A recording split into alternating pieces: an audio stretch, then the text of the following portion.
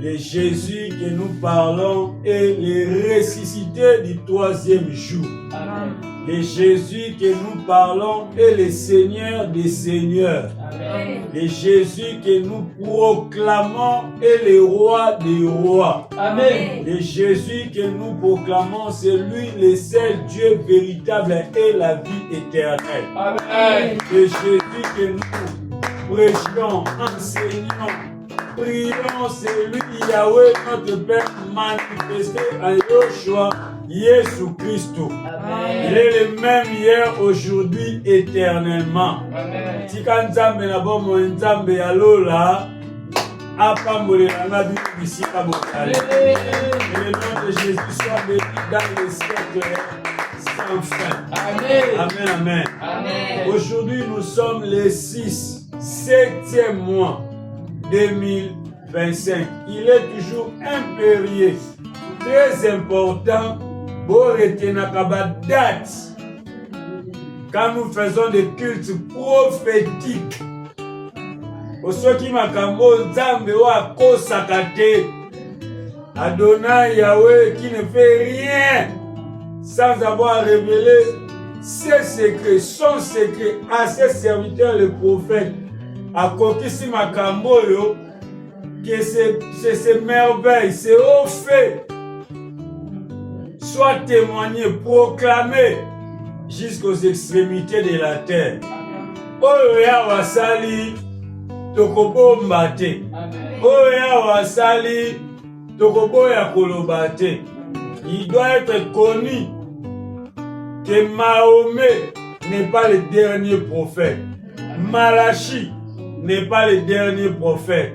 William Marion Branham n'est pas le dernier prophète. Car Jésus-Christ, le seul chef de l'église, la tête et le pouls de l'église, avait dit: je vous enverrai des prophètes. Amen. Je vous enverrai les sages. Je vous enverrai les apôtres. Jésus n'avait pas dit que je vous enverrai les derniers prophètes Mahomet. Je vous enverrai les derniers prophètes Simon Kimbam. Je vous enverrai les derniers prophètes William Marion Branham, comme les pensent Bandeko na biso o na utiko tanga wana bango bandimelaka pe bakwayaka que les derniers prophètes sont ceux-là que je viens de mentionner. Ici, je ne dis pas aussi que moi, Mososoli, si je suis le dernier indispensable prophète, loin de moi. Makansio bata mokili alinga ko bambela batu. Loin de nous, c'est la gloire au Seigneur. Amen. Un culte prophétique qui a pour thème les bons combats. Le culte prophétique que nous passons aujourd'hui a pour thème les bons combats.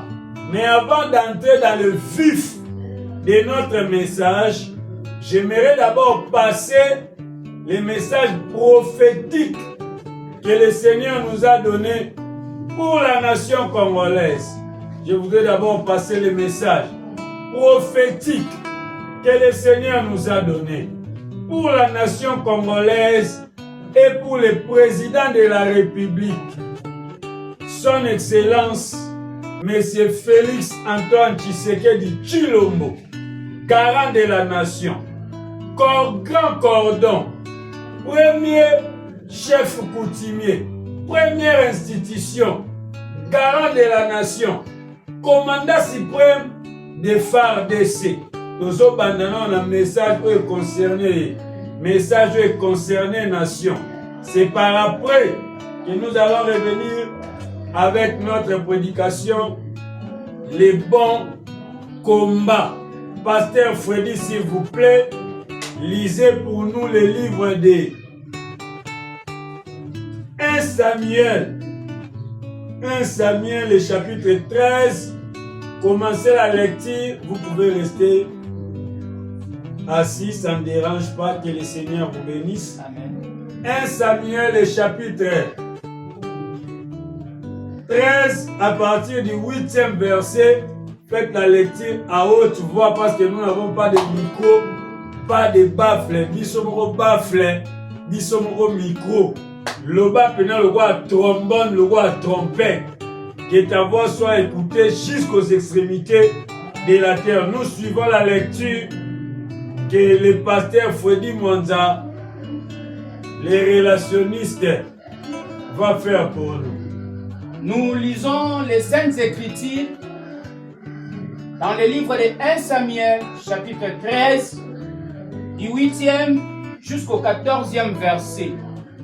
Au nom de Jésus-Christ de Nazareth, nous lisons. Amen. Il entendit 7 jours, selon les termes fixés par Samuel.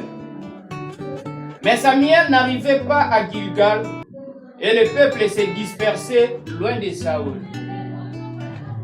Alors Saoul dit, amenez-moi l'holocauste et le sacrifice d'action de grâce. Et il offrit l'holocauste. Comme il achevait d'offrir l'holocauste, voici Samuel arriva et Saoul sortit au-devant de lui pour le saluer.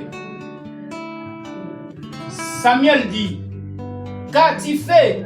Saoul répondit, lorsque j'ai vu que le peuple s'est dispersé loin de moi, que tu n'arrivais pas au terme fixé et que les Philistins étaient assemblés à Michmash. Je me suis dit, les Philistins vont venir descendre contre moi à Gilgal et je n'ai pas imploré l'Éternel. C'est alors que je me suis fait violence et que j'ai offert l'holocauste. Le verset 13. Samuel dit à Saül, tu as agi en insensé. Tu n'as pas observé les commandements de l'Éternel ton Dieu. T'avais ordonné, t'avais donné. L'Éternel aurait affermi pour toujours ton règne sur Israël. Et maintenant, ton règne ne durera point. L'Éternel s'est choisi un homme selon son cœur et l'Éternel l'a destiné à être le chef de son peuple parce que tu n'as pas observé ce que l'Éternel t'avait commandé. Parole du Seigneur. Acclamons la parole de Dieu.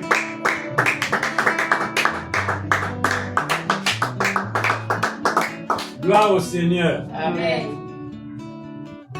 Le message que nous allons passer ici, nalingi te batu ba interpréter en mabe, permettez que to zonga na lingala po eza makambo ezo concerner biso na nation congolaise premièrement et le président de la République en particulier, comme je l'avais déjà dit là-haut. Chef de l'État, Son Excellence, Monsieur le Président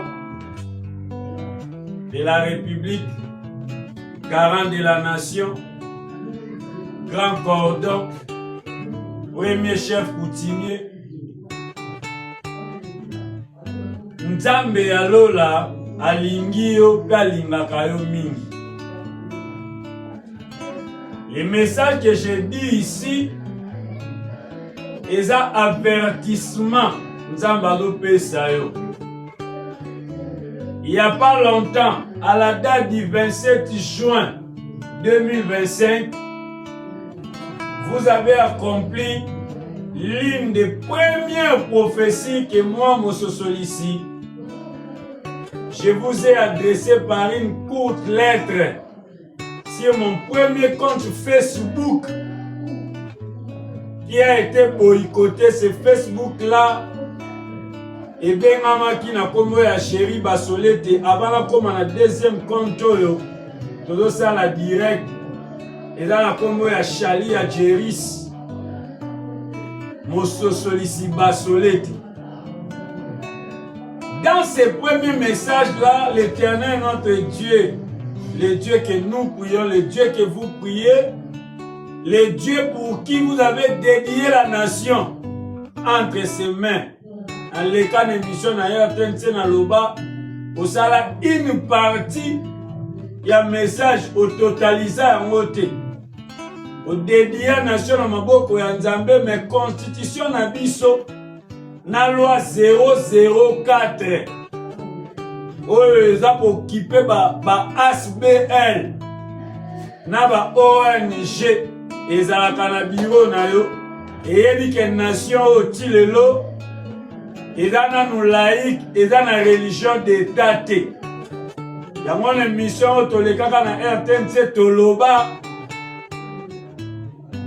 okabela nzambe mboka me na mikanda mboka ekoma na ya nzambe te. Parce que jusqu'aujourd'hui l'article 1er ya constitution na biso yebi ke mboka oyo eza un pays laïque, c'est-à-dire il y a un mélange de Dieu, il n'y a pas un seul Dieu. Chef de l'État, son Excellence, Monsieur Félix Antoine Tshisekedi Tshilombo. Comme je l'ai dit, je le répète, j'insiste, l'Éternel Dieu alingi yo mingi, pe alingaka yo mingi. Je viens présentement avec ces messages pour vous avertir. Aujourd'hui, ça fera précisément 4 jours. On a outaki déjà publié dans Facebook. Message on Nzamba totalisa ke Kalaté Colombie. Et donc on a un titre phare na ba journaux ya mokili mobimba. Alors, nauti koloba yango awa. Tobosani yango te pas que c'est encore d'actualité. À la date du 27 juin 2025, il est qui Kalaté. Mboka na biso euti ko signer ba accord. Oyo topesi respect, honneur, valeur, crédibilité na mboka munene lokola États-Unis. Il y a aussi des prophéties que nous avions déjà dites là. Que ce soit sur Facebook, que ce soit sur les plateaux des chaînes de télévision, que ce soit à PSTV, que ce soit à la RTNC2. Garant de la nation, commandant suprême de FARDC, Nzamba Lobi, Nakebi Sabino, Nayebi Sabino, Keba, pourquoi ya na erreur ya Sahil te. Ndenge bauti kotangela biso wana pasteur Fredi Mwanza. Na mukanda ya 1 Roi chapitre 13 abandaki lecture na 8e verset asukiti na 14e. Na répété 1 Roi chapitre 13, 1 Samuel pardon. 1 Samuel chapitre 13 lecture ebandaki na verset 8, lecture esuki na verset 14. Nzamba Lobi, président de la République, commandant suprême de FARDC, pour répéter erreur ya Sahil te, Dieu veut affermir votre royauté. Dieu veut affermir votre trône. Dieu veut affermir votre présidence. Dieu veut affermir votre règne sur la nation congolaise, pas seulement sur la nation congolaise, même sur l'échiquier mondial. Nzamba lingi affermir royauté na yo. Mais faites attention na guerre oyo eza ya este. Eningisa yo te poko mona bandingani yo bapusani bazwi Uvira. Bapusani bazwa Goma. Bapusani pardon bazwa Bukavu. Ne tremblez pas. Ndenge Sahil alengaki amoni ba Philistin bazo pusana. Samuel lui avait dit sois tranquille. Kopesa nanu likabote. Kowela nanu kobonza mbeka te. Jusqu'à ce que moi je viendrai. Il y avait un terme fixé. Je crois que selon les accords signés entre la RDC et le Rwanda aux États-Unis, dans le bureau Oval à Washington, c'était bien dit. Il y a un 90 jours qui a été fixé pour la évolution. Il y a Makambo Ndengezokini. Ne tombez pas dans les pièges de Sahil, chef de l'État Félix Tshisekedi Tshilombo. Pourquoi il y a le piège, il y a Sahil te. Samuel a réussi là pendant 7 jours. Saïl a moni bitumbe indi. Touti ko signé accord. Bangwana, bazo poussana, bangi bazo oufira. Je venais de dire qu'il n'y a pas 4. Aujourd'hui, ça fera pratiquement 4e jour. Je venais de publier sur mon compte Facebook. Charlie Adjeris, Mososo Sibasoleti. Naebi Kembami, je n'ai pas un message pour la nation, pour na yo.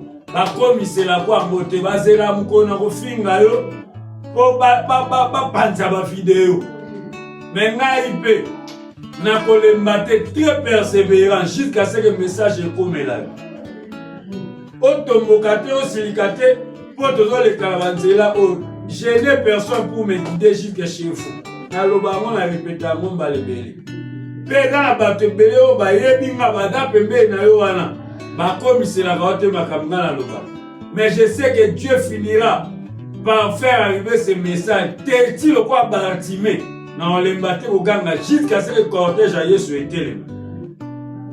Je sais que vous finirez par recevoir tout ce que Dieu nous parle pour vous. Naouti ko publier que Colombie, Kalaté, Akosala, Bakolobela parmi les viseurs dans la journée mondiale. Dans la tension dans les États-Unis.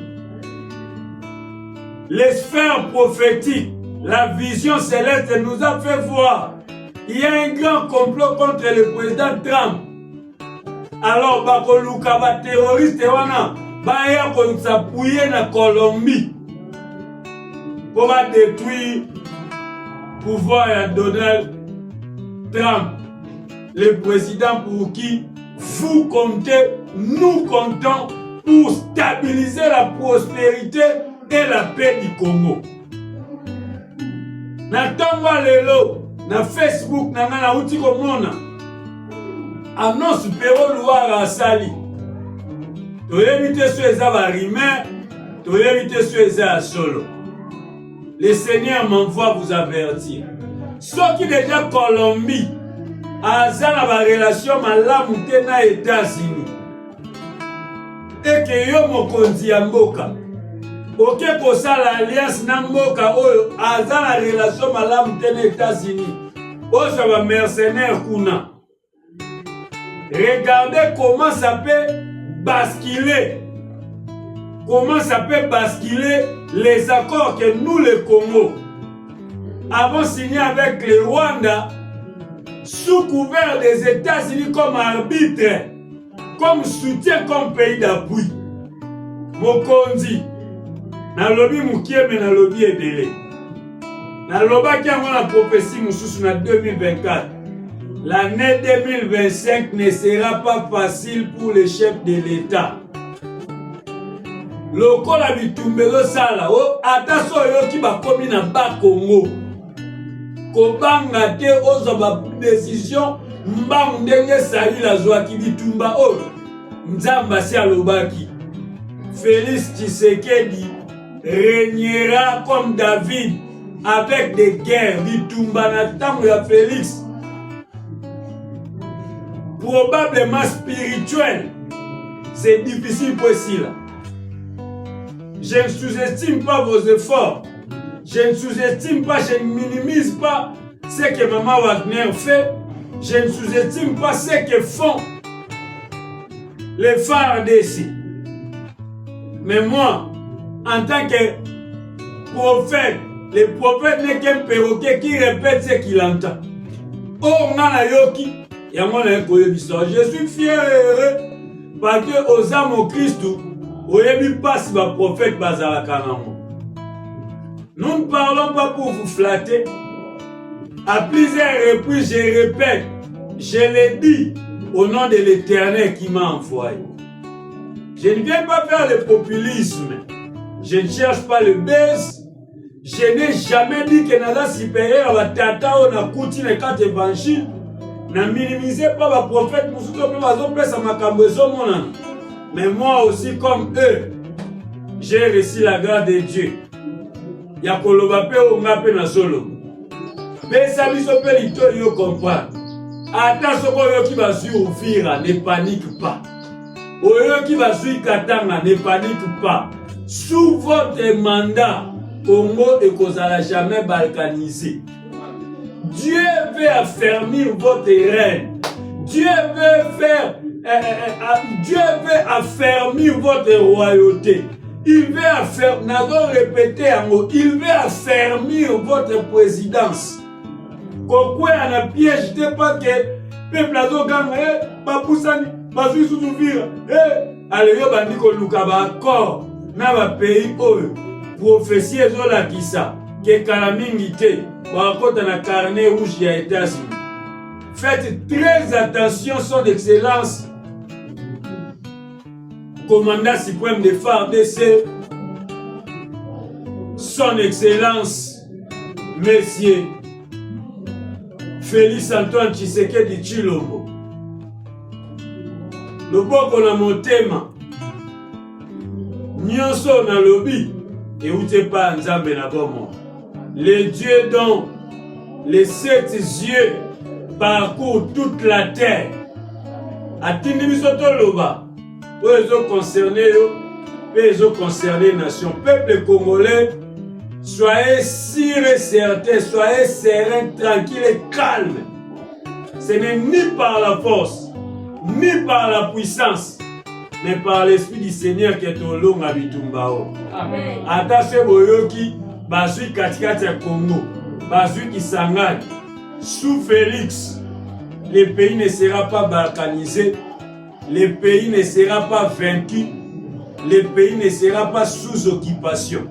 Bitumbao kolome mango malembe na suka, ezoke na suka.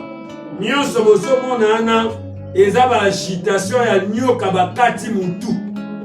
Quand on coupe le serpent la tête, à koufala mbala moko te, asagitaka pendant longtemps jusqu'à ce que mon cadavre nae etikali wana. Oba surfira, oba renforcer, oba saliboe, ne craignez absolument rien, ne tremblez devant rien. L'Éternel notre Dieu est avec nous. Encore une fois, soyez en paix, que le Seigneur, le Dieu de gloire, apambola bino. C'était ça le message que le Seigneur nous avait donné. Chali Adjeri, Moso Solissimo Kitani Nankolo, Yesu Mosiko Lilisiko, Pelise Kwanzamba Lola, apambola biso, nous acclamons le Seigneur.